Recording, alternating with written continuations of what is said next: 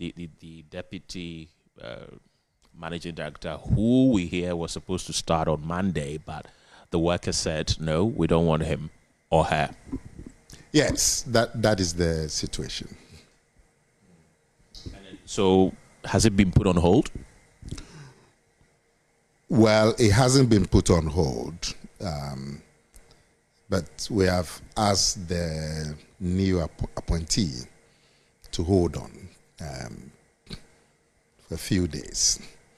Now, the unions did a petition about the matter, expressing their concerns about a new appointment. They did a petition to the board, which is a good thing. You go through the right channels, and the unions did a petition to the board, and the board is going to meet with the unions tomorrow, Thursday.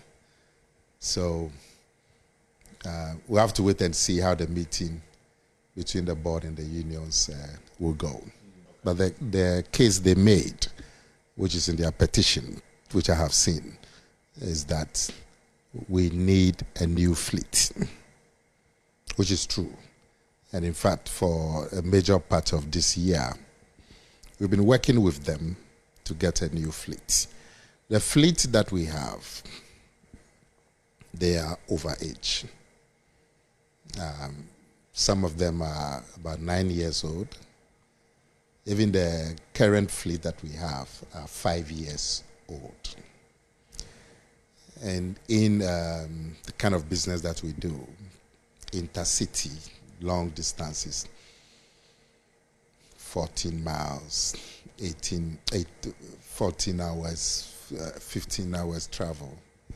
When your fleet is about 4 years old, you replace them because they are no more suitable for the kind of business that you do, traveling for 14 hours and 15 hours, 6 hours, 7 hours, and so on.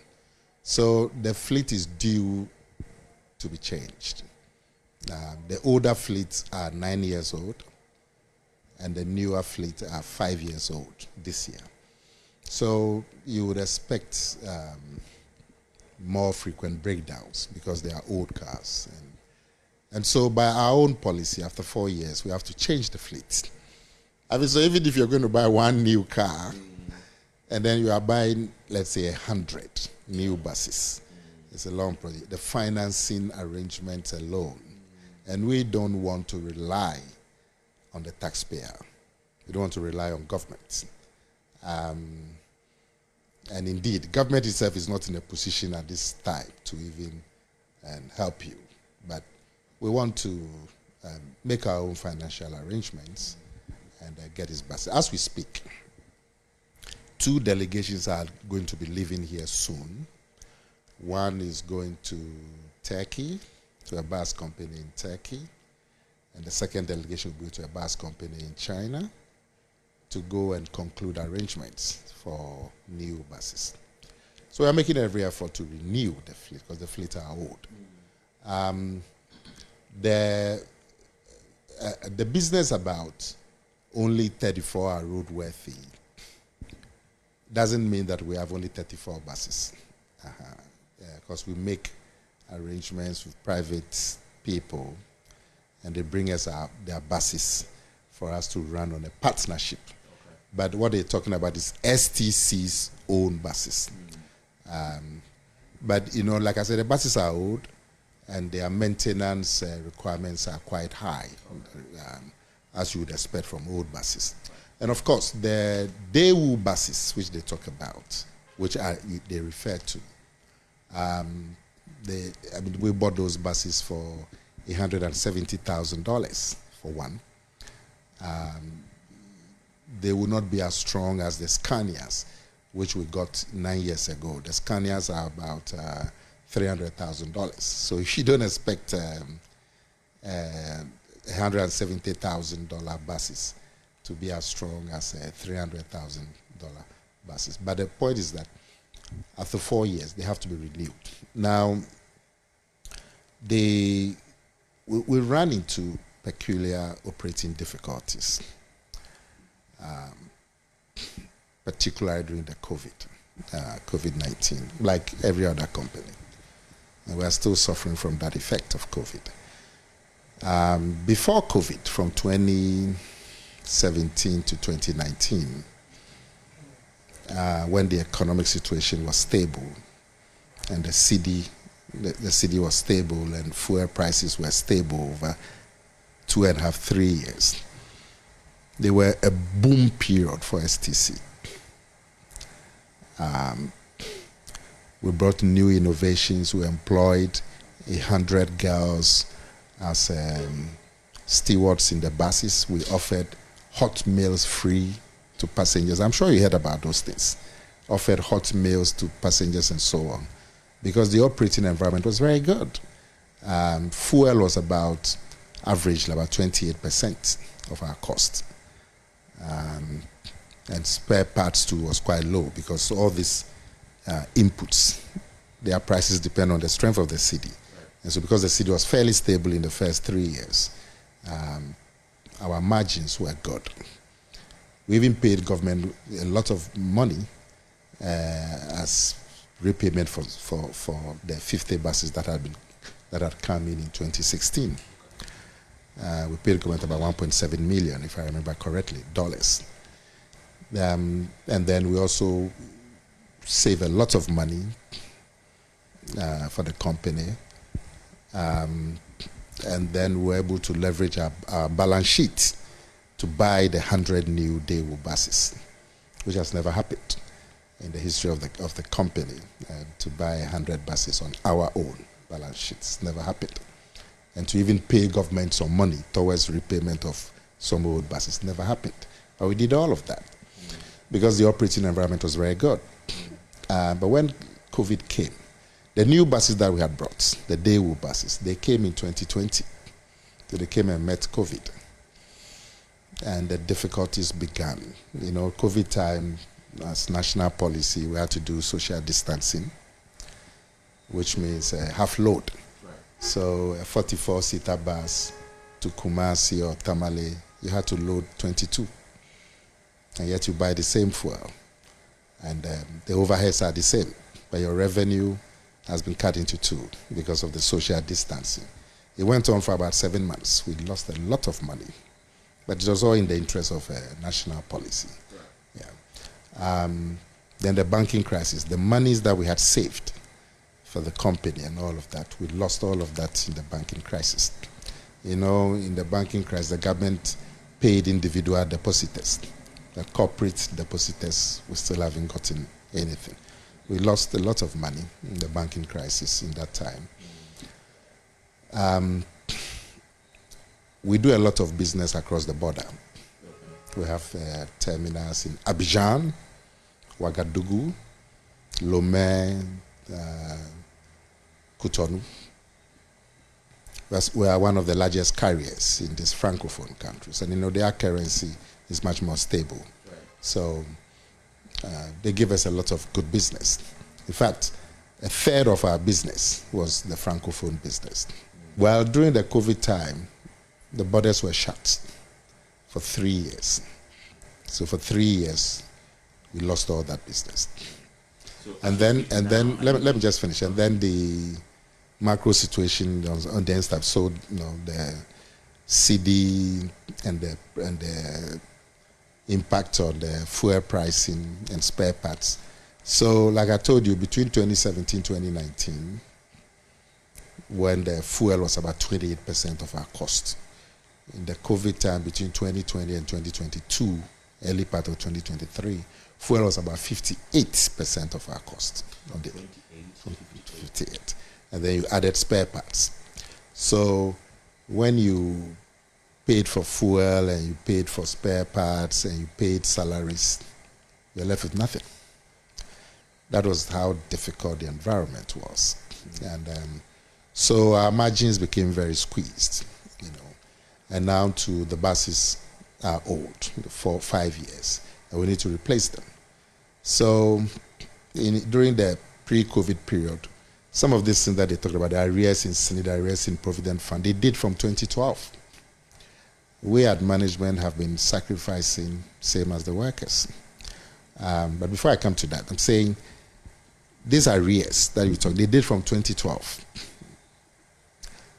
In the good days between 2017 and when I was here, we paid a lot of it.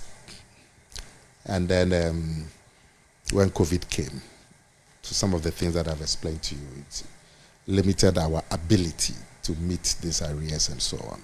But when the operating environment was good and we're making good margins, we paid a lot of it. And if they are here, they will tell you. Now the margins are very squeezed. And then the buses, our own buses, are old. So we need a new fleet. But we've made sacrifices. That's why they didn't talk about management or anything. Because if I'm to tell you some of the sacrifices that all of us have made, and you see, we work together with them. So they know the environment, they know the difficulties, they know the sacrifices all of us are making. That's why their problem is that because of these difficulties, they didn't think that we needed a new deputy MD.